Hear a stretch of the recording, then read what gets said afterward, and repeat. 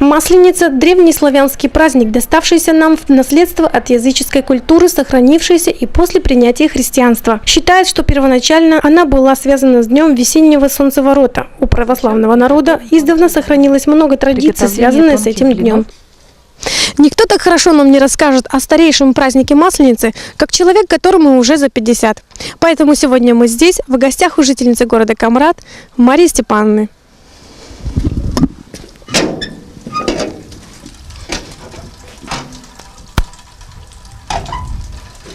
Марии Степановне 77 лет. Она помнит, как, будучи еще ребенком, они ждали наступления празднования Масленицы. В этот день на главной улице города или села было принято устраивать настоящие торжества, где могли повеселиться и взрослые, и дети.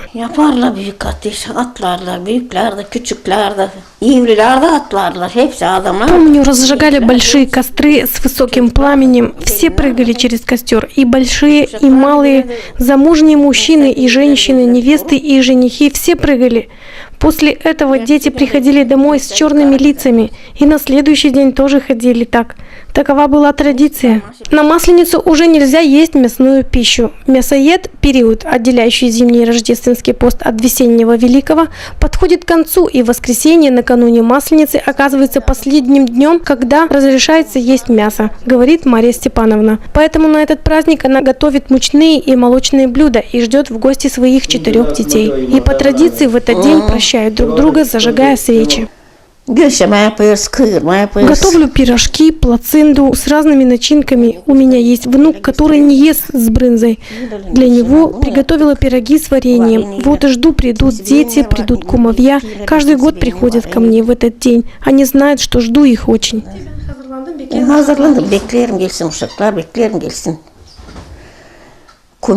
В последние годы народ как-то отходит от традиций, забывая о первоначальном смысле праздника. Уже давно в воскресный день Масленицы на улицах не горят костры, не слышны шумные гуляния. Особенно это ярко выражено в городах. Вам что-то известно о традициях Масленицы? Нет. Из народных традиций на Масленицу мне мало что известно. Можно сказать, что вообще ничего. Потому что из молодого поколения нам не приходилось лично со сверстниками что-то делать на этот праздник.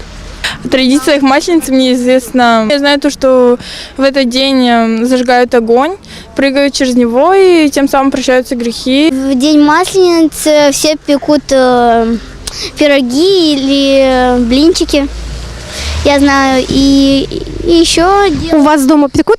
Да, в день Масленицы очень много печет, и мы все съедаем в один день. Вот в России совсем по-другому, а у нас как-то Масленицу особо и не...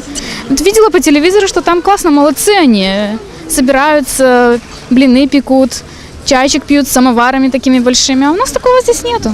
Одна традиция точно не забыта нашим народом. На протяжении всего праздника Масленицы гагаузы ходят в гости и просят друг у друга прощения. Как говорят люди в возрасте, прощаться нужно не только с близкими людьми, но и с соседями, коллегами по работе и всеми, кто попадается в этот день у вас на пути. Напомним, что в 2012 году Масленица началась с 20 февраля и продлится по 26 февраля.